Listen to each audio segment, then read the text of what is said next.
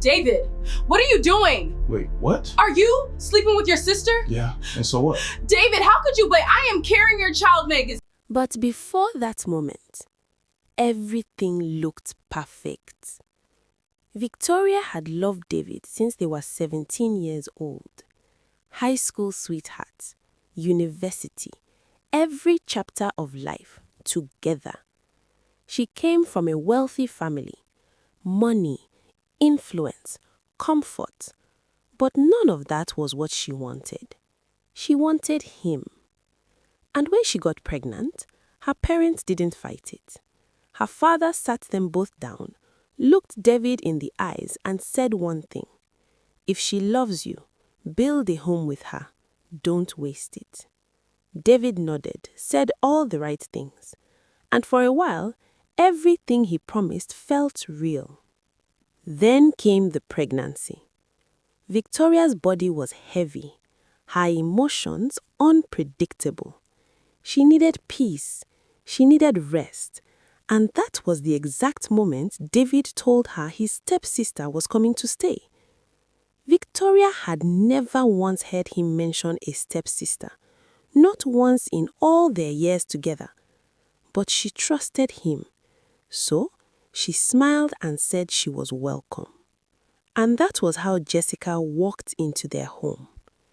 Elegant, soft-spoken, almost perfectly kind.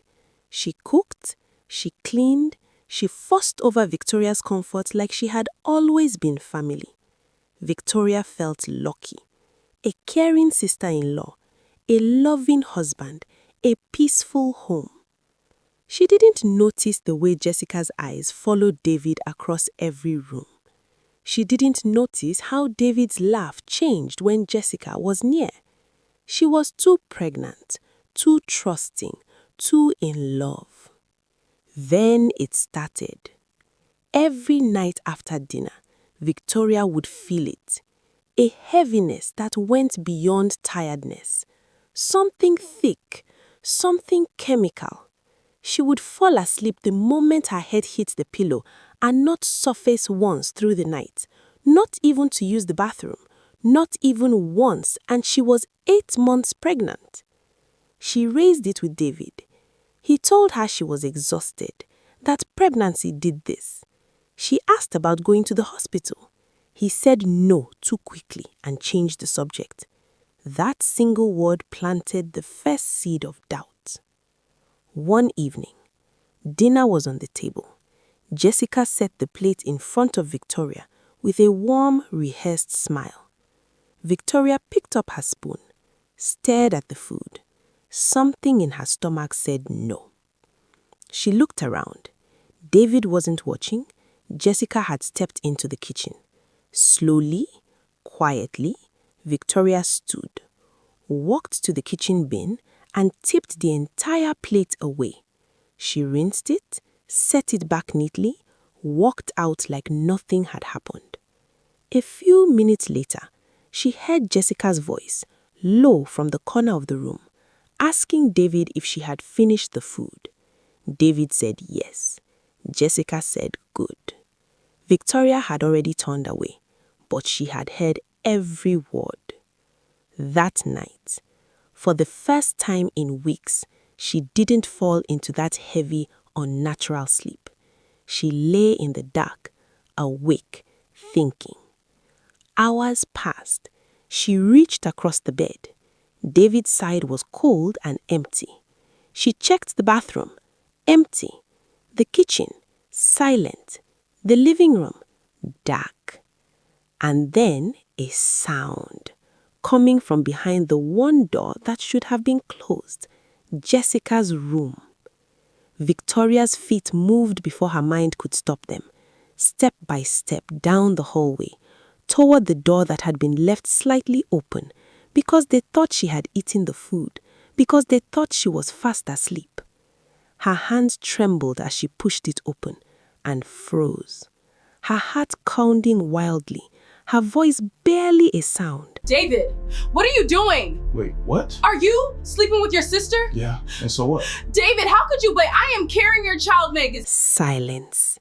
Heavy. suffocating, absolute. She's standing at the door.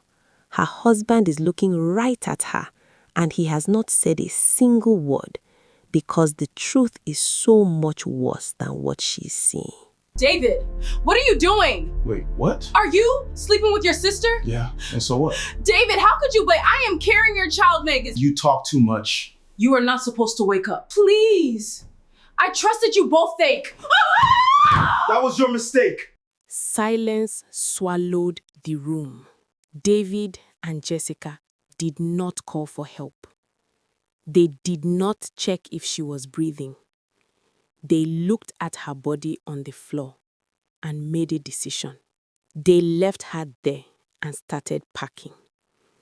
Documents, passports, bank details, property deeds, everything Victoria's family had spent decades building, stuffed into 2 bags, gone before sunrise.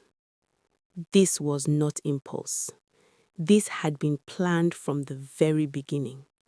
Every smile, every meal, every kind word, all of it rehearsed. Victoria came back to consciousness alone. Pain everywhere. Her head, her stomach, her chest.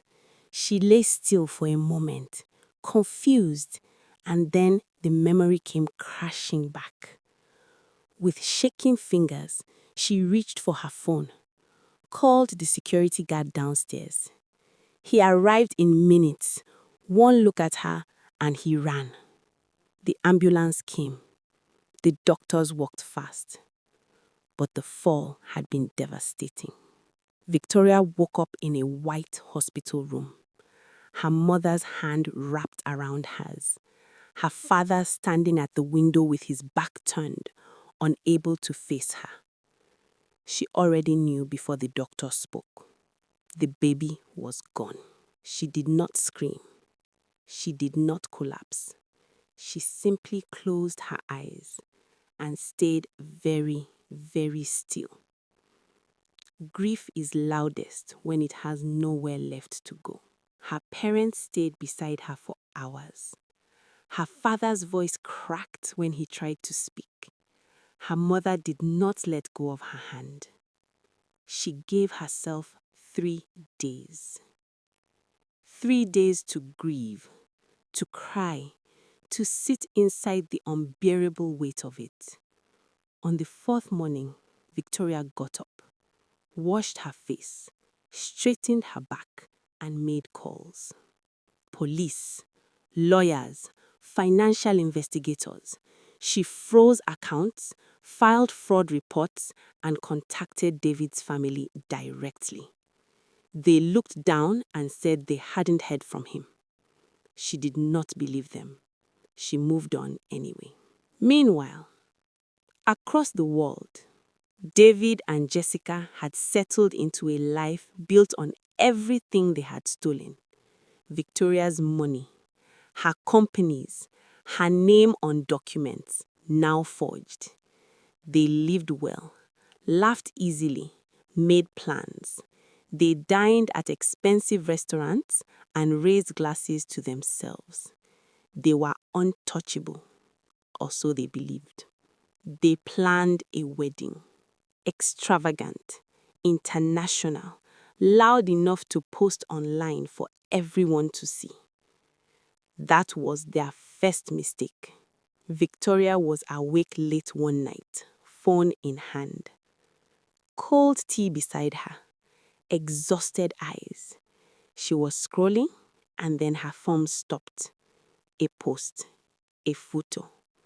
David in a white suit, grinning. Jessica beside him in ivory, holding white roses. The caption read, "The wedding of the century. Tomorrow." Tomorrow. Victoria set her tea down very slowly, picked up her phone, and booked the next available flight. They thought losing her baby had broken her. They thought she was finished. Victoria just boarded a plane, and she is not coming to congratulate them. David and Jessica, we are gathered here today to unite you in the bond of marriage. We finally made it. We always were going to. Is there anyone present who objects to this union? The venue was breathtaking. Crystal chandeliers, towers of white roses, 200 guests in their finest, music drifting through the air as if nothing in the world was wrong. David stood at the altar, calm and confident, adjusting his cufflinks. Jessica floated down the aisle in ivory and gold. Everyone smiled. Everything looked like a fairy tale. And they believed it. David and Jessica, we are gathered here today to unite you in the bond of marriage. We finally made it. We always were going to. Is there anyone present who objects to this union? A bit of silence. And then the doors opened. No screaming, no running. Just Victoria, walking in slowly, flanked by 4 police officers. Her face completely unreadable, her eyes fixed on David. The music stopped mid-note. Every head turned. David's smile collapsed. Jessica's hand went completely slack. David, stunned, barely a whisper. Victoria. Victoria, quiet, final. Don't say my name. The officers moved. Handcuffs clicked around David's wrists, then Jessica's. Jessica, panicking, pulling back. This is insane. You cannot do this. Victoria, turning to look at her, completely calm. I already did. The guests watched in stunned silence as David and Jessica were led out, past the white roses, past the chandeliers, past every beautiful stolen thing they had used to build this moment. The interrogation room, hours later. Victoria had requested this. No lawyers yet, just the 3 of them in a cold, bare room, and everything that had never been said. She sat across from them both, hands flat on the table, back straight, eyes steady, and she waited. David spoke first. His voice was flat, the voice of a man who had decided honesty was his only card left, and he told her everything. He had met Jessica barely 1 month before Victoria told him she was pregnant. 1 month. Jessica had known about Victoria from the very first day. She had known, and she had stayed anyway. Because Victoria was rich. Because David had been living off Victoria's money for years. His clothes, his lifestyle, his rent, his comfort. All of it quietly funded by the woman he told he loved. And Jessica had been watching from the outside, and she had wanted in. Their plan in the beginning was simple. Get close, drain what they could, disappear, start somewhere new. Then, Victoria called David one evening and said she was pregnant. When David told Jessica, she did not panic. She smiled. She told him this was not a problem. This was an opportunity. Push for marriage immediately, she said. A pregnant woman who loves you will say yes to anything. Get married, become her husband, get full access.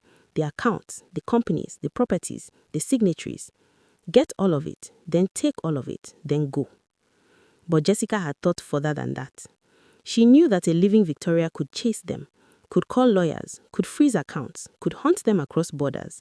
A living Victoria was a loose end they could not afford. So they made a second plan. Victoria was supposed to die on the day she gave birth. Something in the delivery room. Something arranged quietly. Something that would look like a complication.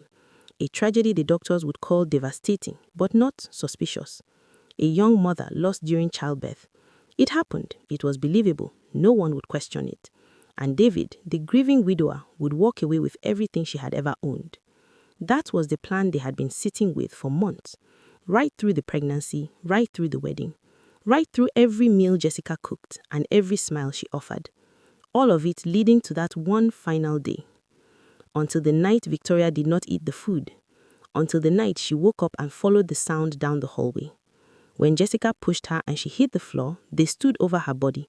She was not moving. David checked her pulse. He felt nothing. So they looked at each other and made a decision in that moment. They left her there on the cold floor, grabbed the bags they had already quietly packed, and walked out into the night believing, completely and absolutely believing, that Victoria was dead. They had no idea she had survived, not until the doors of that wedding venue swung open. Victoria sat across from them and listened to every single word without moving. She did not flinch, she did not speak, she did not cry. She just let it all land on her fully, the way truth does when you finally let it in.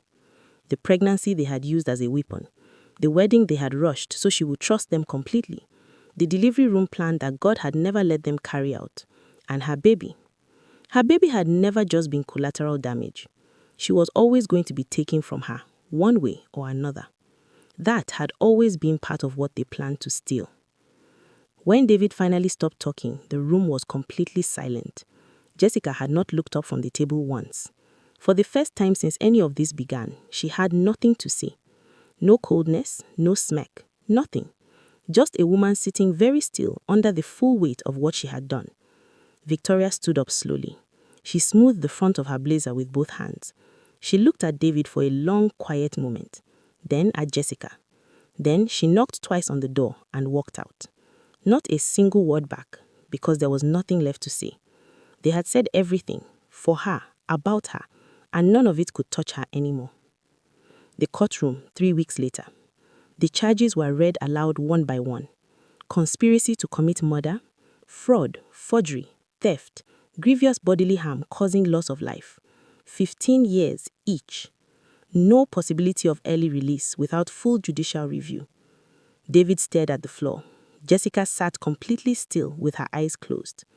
Victoria sat across the room and felt not triumph, not satisfaction, just a deep settled quiet, the kind that only comes when something long and terrible is finally fully over. The months that followed were hers. The companies were restored, every account recovered, every forged document reversed, every stolen asset returned. Her name cleared completely. Victoria rebuilt without press, without announcements, without noise. She just worked, and slowly, in the way only grief truly allows, she healed. Some mornings were harder than others. Some days she would sit at her desk in the early quiet and feel the weight of everything she had lost. Not the money, not the time, the baby. Always the baby. But she got up every single morning anyway, because she had survived something they designed specifically to destroy her. And she was not going to waste that, not for a single day. One afternoon, a letter arrived through her lawyer from Jessica. Handwritten, smug even from behind prison walls. You may have won, but some games are never truly over. Victoria read it once, folded it slowly and carefully, and handed it to her lawyer without a word, because she understood something now that she had not before. People who send letters like that from prison cells are not powerful. They are afraid. They are sitting in a cold room thinking about the woman they underestimated, and they cannot stop. Victoria picked up her pen and got back to work. They planned her death. She planned her comeback. Never underestimate the woman you tried to bury.